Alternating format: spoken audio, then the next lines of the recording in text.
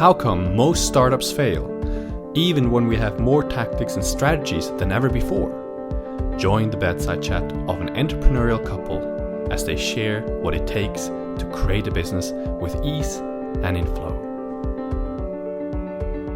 Hello everybody, welcome back to the 5th episode of the Biz in Flow Bedside Chat. I'm Natasha Crew. And I'm Jachym. And welcome to our bedside, to another end of our entrepreneurial day.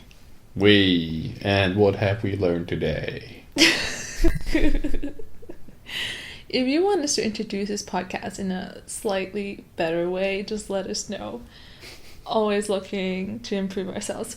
Well, okay. Today it started off for me with a call with someone actually all the way across the world. Right now we're in Zurich, Switzerland. I had a call with someone in New Zealand, and she was helping me with scheduling, because this is something that I've struggled over the course of starting my business and growing my business, how to be my own boss and how to structure my day in a way that's really productive.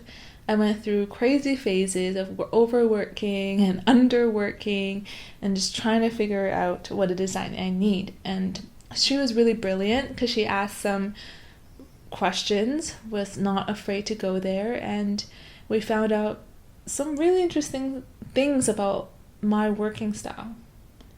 And like what? The two gremlins that we found is that I work best under pressure. So it's good to have a deadline, good to have a structure. And also I like novelty. So novelty means, you know, when you're starting a new habit and you're getting the supplies ready, you're researching it, you get so psyched up and so excited. That's me. I get really hot. I get really passionate for something new. And then once I kind of get into it, I'm like, I'm over it. So it's to keep that sense of, okay, what am I learning that's new? What's fresh here? To keep me excited, to keep me very engaged. So that was interesting. And she shared with me so many tactics, and I don't want to bore all of you with everything that we covered, but there were some really, really important topics. I'll just mention a few. One is squeezing the lemon. So Jachym and I, starting Biz in Flow, it means that we're going to be doing a lot of business tasks. But are we really working smart? So for example, if we're, doing one thing, if we're writing an article or if we're recording this podcast for you, can we squeeze this lemon a bit more? Can we use that for something else? Can we use what we've already created and generate even more from that? So I thought that was really smart, to not always just go, push, and to give, but to actually slow down and take a look at what's the quality stuff I've created, and can I put emphasis on that? Can I really share that, right? And to expand from that place. When you've created good work already, versus just scattering, and just splattering paint on a canvas. Can you elaborate on squeezing the lemon in like a practical example? What do you actually mean of getting more out of something? Yeah. So, for example, we're doing this podcast, and we both agree that we often share really valuable insights.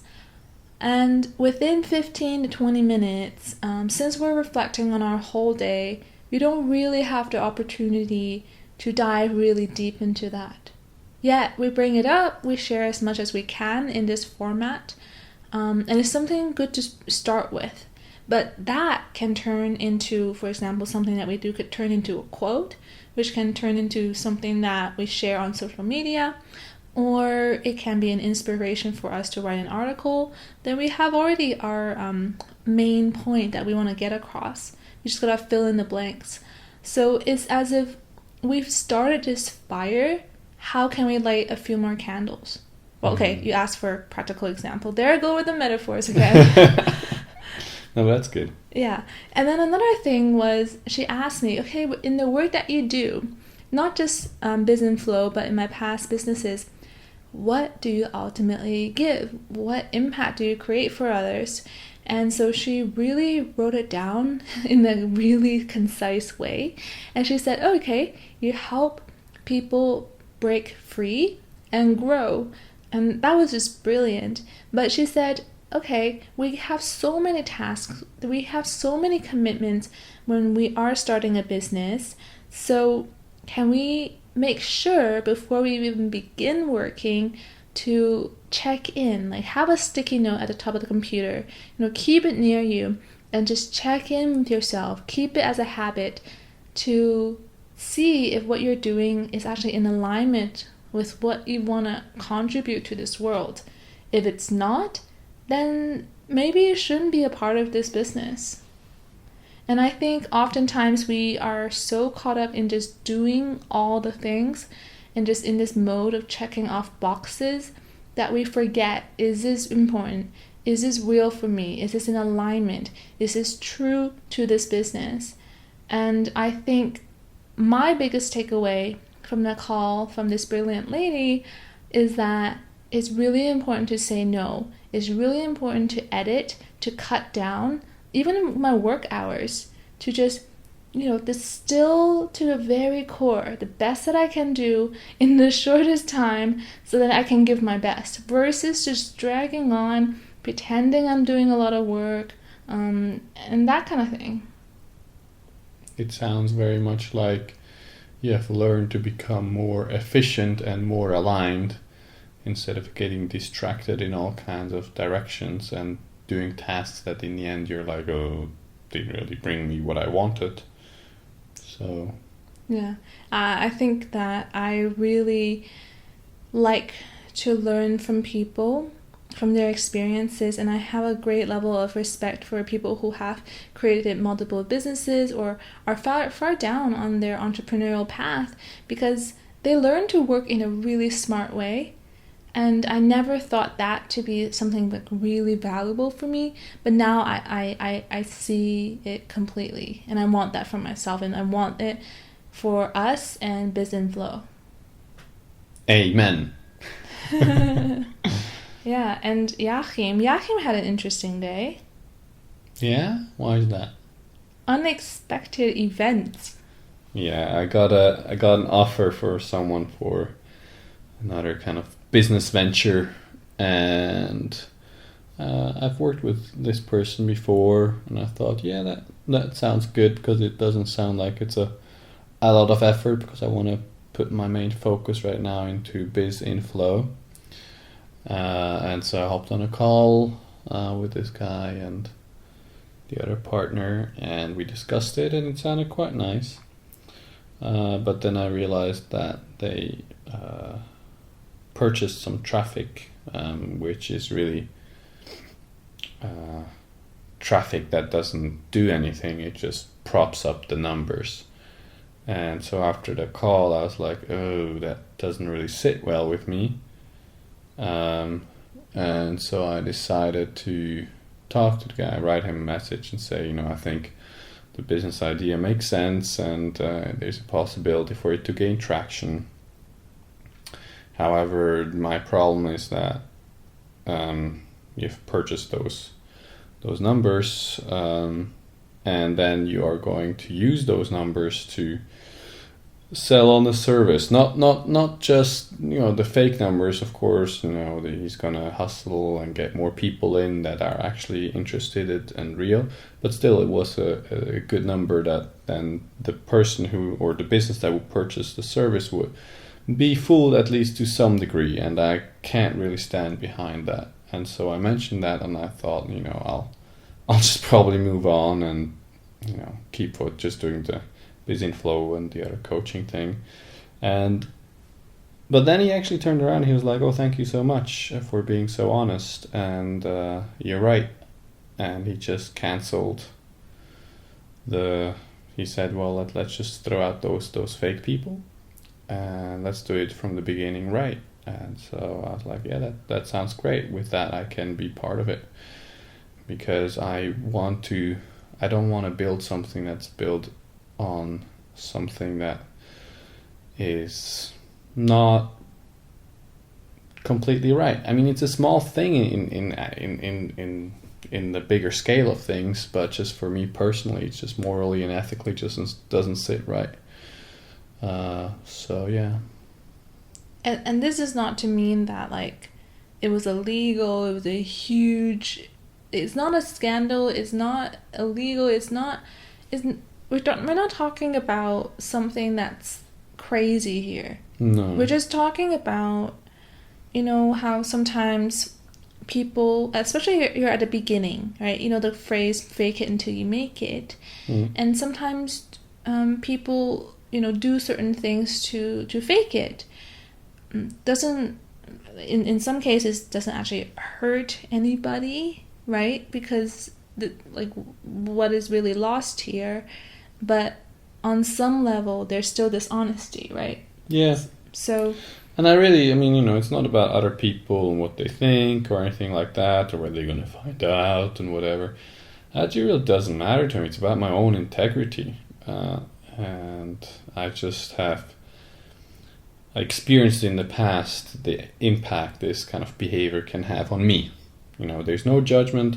I mean, on a business perspective, you know, it made sense to get it kind of started, because when then people join, they see it's already kind of active. So from a business perspective, it kind of makes sense. But from an ethical perspective, just for me personally, that doesn't sit good with me. Mm-hmm. And I mean, it's really interesting because as a business owner, you're going to be forced to make so many decisions throughout the course of your life, throughout the course of your business life. And sometimes you're going to be, you know, pushed to the edge. You're going to be given choices that you feel not completely comfortable with. Not because you don't like it, but because maybe it touches on your personal ethical boundaries. And it can be very ambiguous because, you know, as humans, we tell white lies sometimes, right? Mm-hmm. We tell our friend, oh yeah, your haircut looks great when it doesn't. Or you tell your mom that her food tastes great when it doesn't. Not my mom, she cooks really well. But you know, there are just certain things in society that seems kind of acceptable. For example, I remember hearing the founder of Spanx. It's now like $1 billion company, but when she first started, and Oprah really advocated for her product, for her stockings, and Oprah's team wanted to send a TV crew, to film her working with her team in her office and get some, you know, footage going so they can show it on the Oprah show.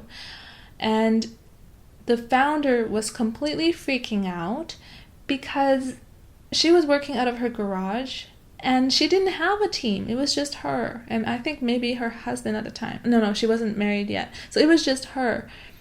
And so she didn't think that was appropriate for TV. She didn't want to brand herself that way, show herself that way. So she got a bunch of her friends to act as employees, just whipped up this last minute office somewhere that's obviously, you know, not from Spanx. She never rented the space. It wasn't hers. She was working from her garage. But that's what she showed on the Oprah show. And that's where the TV crew was invited to film. And she just did this play-along thing, tricking everybody. But she then got a head start, you know, in TV, being showcased. And that was her white lie, which she openly admits now, right? So she was playing the game of fake it until you make it. But, you know, so what did she really harm, right? Was anyone harmed in the process? Probably not. But how do you want to act as a business owner? And if we're starting, you know, at the very beginning and our actions are already guiding us, how do we want to engage? Yeah, and I think, you know, that's kind of an image example, and images are always construed and constructed to a certain degree, which is the whole branding thing as well. So for me, that's a bit different than when you have you say you have a certain amount of people, but actually half of those people are not really engaged in what you're doing, and then you're getting paid for that, and the company who's paying you thinks they're paying for, let's say, 5,000 people or 10,000 people, and actually they're actually only getting half, because the other half is propped up. There becomes for me quite a big issue. Yeah. How did you make your decision? Why was it so obvious for you that there was an ethical compass within you and you had a clear feeling what was right and what wasn't? Because, there is that fine line, right? Of okay, what is appropriate in this moment?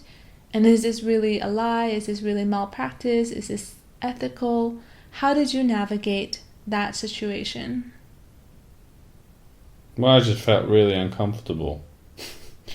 And I was like, and the stories that I have lied to myself in the past, and I recently have felt the impact on that on myself by going through a cleanse and what it does to my body, my well-being and all of that.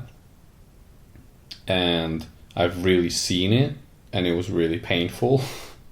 And there's no way I want to go back into that. Dishonesty? Dishonesty, yeah, especially with myself. But also, this dishonesty in general, but it was more towards myself. And so I am very mindful of not taking one step down into the rabbit hole, because when you've taken the first step, the second step is not very far. And with that, I was like, oh, is this going to lead me down the path that I don't want to go ever again? And so that's why I kind of reflected on it, and I decided I rather just stick to my guns and communicate where I'm at. Because there's no judgment. I have absolutely no judgment for people who do whatever in their business. They need to do what they need to do. But for me personally, I just don't want to be involved in that. Did I answer the question? Kind of.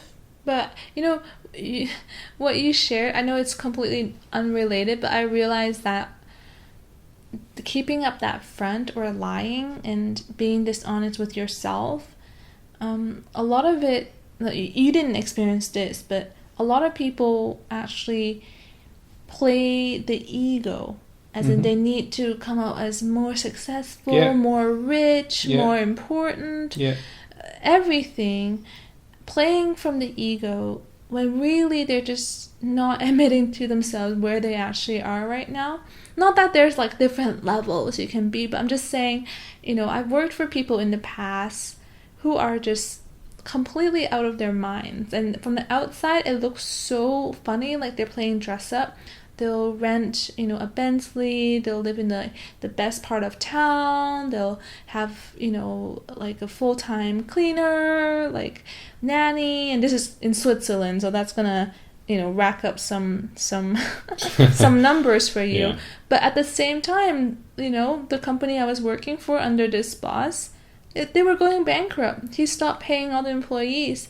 So sometimes it's just comical from the outside. If you're able to have that distance to see, oh my goodness, the lies, the glass castle, it's just not real. Yet sometimes we can get caught up in the ego and that image and what you need to upkeep. And that's the thing. Dishonesty takes a lot of upkeep and effort. It does. It definitely does. I guess the most thing is harmful when you're just going against your truth. I guess for me that was the thing that was really bad, and in this case that wasn't necessarily a thing, but I just have become very mindful of this line of actions. Yeah, I just have a feeling it just always will catch up to you anyways. May as well just do it. It might be a tough decision, but may as well just do it now. Yeah, it might not catch up with you in the sense of business. When you look, for example, at Steve Jobs, who's become very successful, I'm not convinced that he was very clean his business practice. We've just watched a documentary yesterday, and one of his first business ventures or business actions he took with his friend Steve Wozniak. They created some program and he got paid for it like $7,000, and he said to his friend they got only paid $700 and he gave him half for $350. So it kind of shows his character, and he still was very successful, but it does catch up when you're on a personal level. Yep, that's for sure. Yeah, I was reflecting today how building biz in flow is quite different from my coaching practice, because with my coaching practice I wasn't very much interested in my website or even having a website. It was just really focused on conversations and signing people up when appropriate. And with Biz in Flow, we're kind of setting up a whole system and a business that's actually going to be working for us when we are not really there. And I found that actually really cool. Yeah. Businesses make money for you if you build it up right. If you don't build it up into this crazy monster that just sucks all your money and time.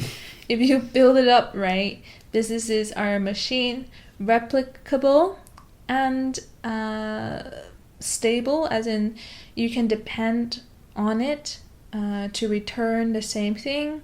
Of course, there are so many market factors and things change, but really we're here to build a system. We're here to build creature. It's going to become alive. It's going to grow and change on its own, but yeah, we're setting up a foundation for something that's good and can return us again and again. Yes. So I think that's it. Not bad a day, I would say. Yeah, I think so too. I think lots of learning. It's actually quite amazing how much learning we have every day. Yeah, I'd say we're on a roll, but many of us are on a roll. We just don't take the opportunity to podcast about it. Well, or reflect even on it, because lots of entrepreneurs, they're very future focused, and so they don't actually appreciate the changes and the learnings and all of that from the past. They're always just, no, not enough, driving, pushing forward. And it can be actually quite healthy to pause and reflect on what you've learned, what you've accomplished. Yeah, and not to say that, we couldn't have done more, or we did like 120%. It's not like, we're winning every day, like giving all of us. It's just that there are so many insights that come along.